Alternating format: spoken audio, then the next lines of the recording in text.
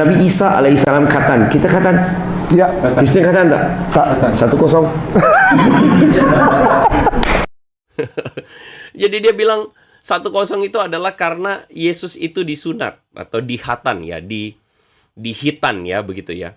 Nah, Kristen kan tidak melakukan hitan. Jadi itulah sebabnya Islam lebih Kristen daripada Kristen, karena Islam mengajarkan tentang Nabi Isa sunat ya. Betul bahwa Yesus itu memang disunat, begitu ya. Yesus disunat pada hari yang ke-8 berdasarkan tradisi Yahudi. Itu benar. Tetapi pertanyaannya adalah kenapa sunat itu tidak lagi merupakan sebuah keharusan bagi orang Kristen? Teman-teman, isu tentang sunat sebenarnya, jawabannya begini ya. Isu tentang sunat itu sebenarnya pernah dibahas oleh sidang para rasul yang pertama. Teman-teman akan menemukannya dalam Kisah Rasul pasal 15. Dan ada kelompok yang memaksa bahwa orang non-Yahudi itu harus disunat. Nah, itu adalah konteks kejadiannya. Sehingga para rasul dan murid Yesus itu akhirnya bersepakat untuk bangsa-bangsa lain itu juga diselamatkan Tuhan atau memperoleh hak untuk diselamatkan. Dan karena itulah sunat tidak boleh lagi dibebankan kepada orang-orang non-Yahudi karena itu memberatkan mereka.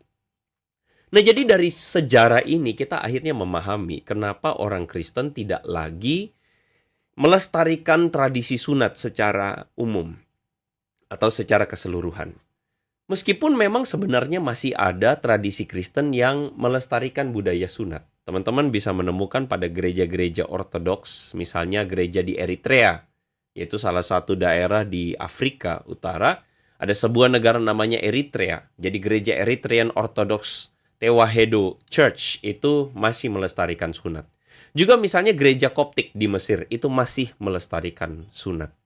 Jadi ketika ngomong soal masalah sunat, ya sesederhana memang karena tradisi sunat itu berakar pada tradisi Yahudi.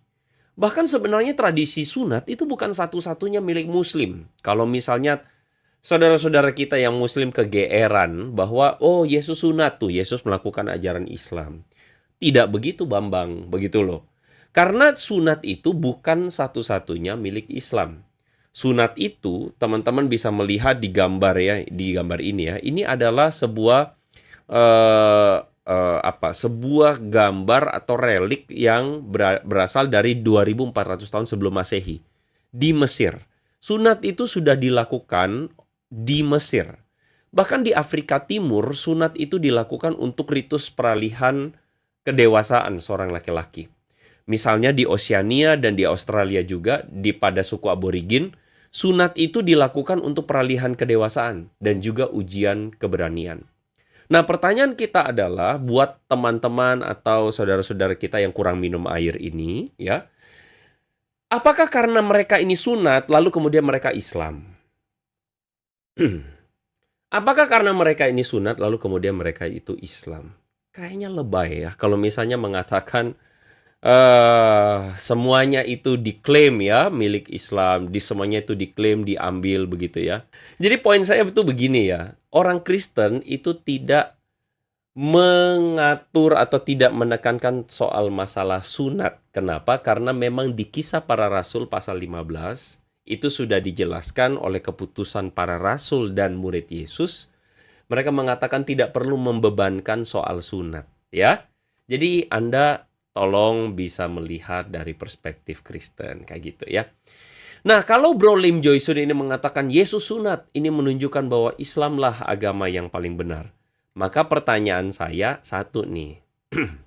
Satu nih, tolong ya. Jangan tersinggung, ya jangan dikit-dikit ngamuk gitu loh. Jika sunat itu penting sekali buat Islam, pertanyaan saya adalah mengapa kisah hitannya Muhammad, Nabi kaum Muslim, itu masih bias. Jika memang sunat itu penting sekali untuk agama Islam, kenapa kisah tentang sunatnya Nabi Muhammad itu masih bias untuk orang Muslim? Saya kasih pertanyaannya begini ya. Jadi gini, teman-teman sebenarnya saya nggak tahu, ini yang tentu yang bisa menjawab adalah yang dari Muslim ya. Silakan Anda yang jawab, jangan suka lempar ke kita gitu. Pertanyaannya begini, Muhammad itu lahir dalam keadaan sudah khitan atau enggak? Karena ada hadis yang mengatakan bahwa Muhammad itu lahir dalam keadaan sudah khitan. Jadi Muhammad itu lahir udah disunat. Katanya ada hadis yang mengatakan demikian. Bahkan ada juga yang mengatakan bahwa Muhammad itu dihitan atau disunat oleh Abdul Muthalib.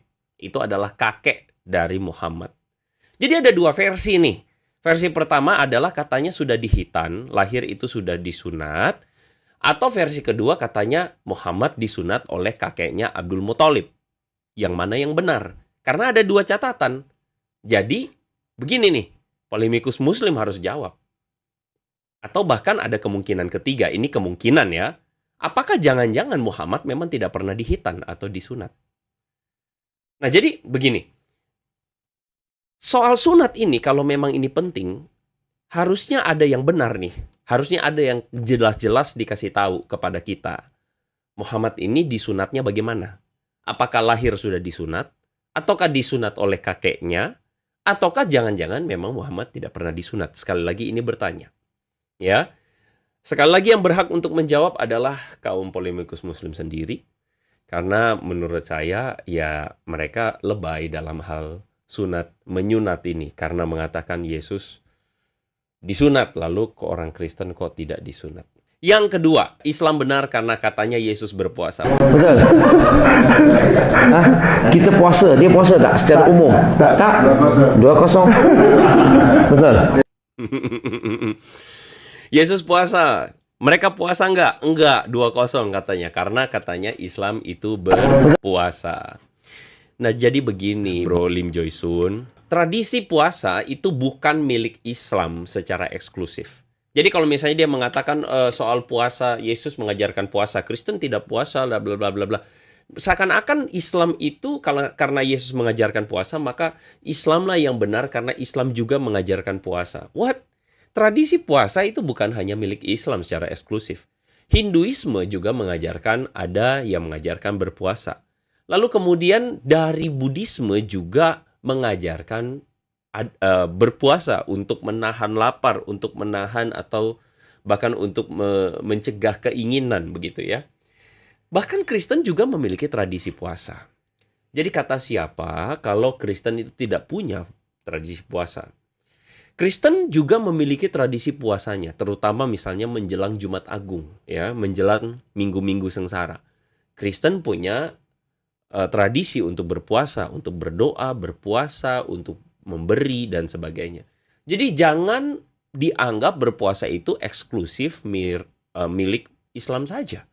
Itu keliru sekali, begitu ya. Yesus mengatakan, apabila engkau berpuasa, janganlah engkau menunjukkan pada air mukamu, ya. Apabila engkau berpuasa, jangan kau tunjukkan kepada orang lain. Nah, bagi kekristenan, kalau orang berpuasa, lalu kemudian menunjukkan bahwa dia berpuasa, bahwa dia kehilangan arti dari ibadah puasanya itu. Apalagi kalau misalnya orang Kristen berpuasa, lalu ada orang yang makan di depan dia, terus orang Kristen tuh ngamuk-ngamuk gitu loh. Woi, lempar batu, lalu bilang, kamu mengganggu saya berpuasa. Nah, itu nggak dihitung puasa, teman-teman. Kenapa? Karena ya puasa itu adalah soal dalam hati menguasai diri. Jadi bukan maksain orang lain puasa karena kita puasa. Atau maksain orang lain mesti menghormati kita berpuasa. Itu di Kristen tidak mengajarkan itu. Ya. Nomor 3. Islam benar karena hanya Islam yang mengucapkan Assalamualaikum. Ayat Luke chapter 24 bersama 36. Nabi Isa alaihissalam selalu bagi salam kepada Assalamualaikum. Shalom alaikum. Dan jawab alaikum shalom. Iya. Bagi salam, jawab salam. So, siapa yang bagi salam hari ini? Jawab salam. You pernah tengok tak orang Kristian dan pasal sama Kristian? Shalom alaikum. Alaikum shalom ada? Enggak ada. Pernah? Berapa kosong? 3. 3-0. Main bola kena 3 biji hat-trick.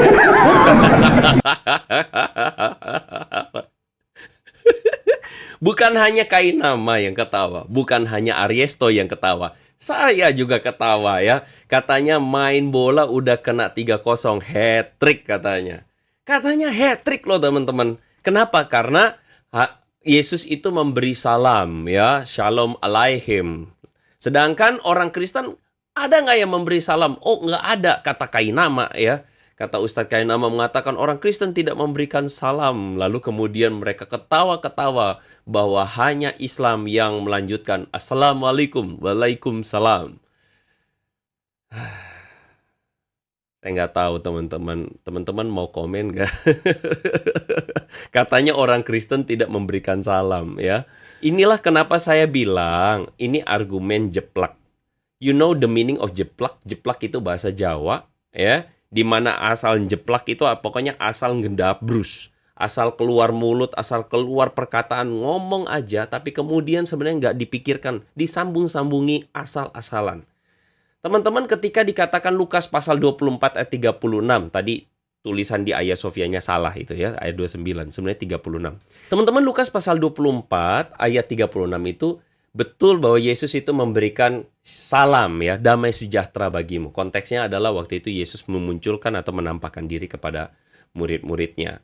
Nah, kemudian Lim Joysun mengatakan, karena Muslim yang memberi salam Assalamualaikum, maka Islamlah yang mengikuti ajaran Yesus. What? Ini argumen ngasal. Betul bahwa Yesus memberikan salam Shalom Aleichem, katakanlah begitu ya, damai sejahtera bagimu. Tapi pertanyaannya, silakan teman-teman baca ayat 37, 38, 39 selanjutnya. Apakah salam Yesus itu, Shalom Aleichem, dibalas dengan Aleichem Shalom oleh murid-muridnya? Nggak ketulis itu dibalas. Sedangkan poin dari perkataan Lim Joysun adalah, kalau bilang Shalom Aleichem, dibalas Aleichem Shalom. Dan katanya itulah yang dilakukan oleh Muslim. Assalamualaikum, Waalaikumsalam. Sehingga di situ dia membangun sebuah argumen orang Kristen sekarang tidak memberikan salam dan tidak membalas salam itu. Saya mau tahu apakah ada orang Kristen yang ada di gereja Anda yang ngomong shalom nggak dibalas shalom? Saya mau tahu. Sepanjang saya pelayanan, kalau saya ngomong shalom, jemaat membalas shalom. Sepanjang saya pelayanan, kalau saya ngomong shalom, orang balasnya shalom. Orang Kristen punya tradisi untuk membalas salam dengan shalom. Saya nggak tahu, ada nggak teman-teman yang di gerejanya nggak pakai shalom, nggak pakai salam damai sejahtera, ada nggak? Semua gereja itu sekarang di Indonesia yang saya tahu itu pakai shalom, dibalas salam damai sejahtera. Kecuali gerejanya ada di RT 6. Gereja di RT 6 tuh yang nggak bales gitu loh ya. Lalu kemudian pertanyaan saya adalah, kenapa yang kayak begini dibikin jadi 3-0? Saya bingung ini 3-0 sebelah mananya gitu loh ya.